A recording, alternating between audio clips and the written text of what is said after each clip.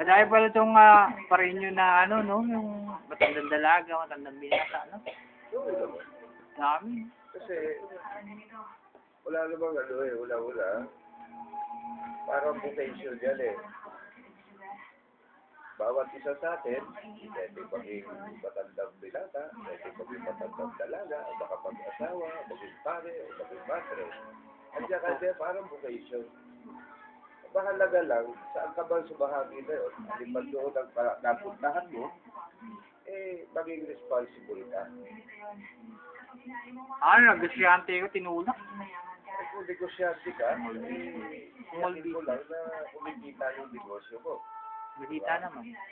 Kahit maliit, basta mahalaga, hindi ka uubos yung punan. Ganun lang yun.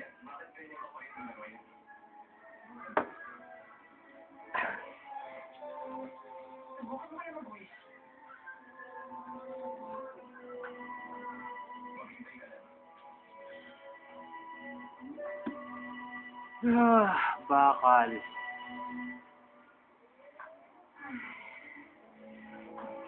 Alam niyo ba't yung pag-junk shop ng bakal? Pag-ingledia ko rin dyan sa Mindoro,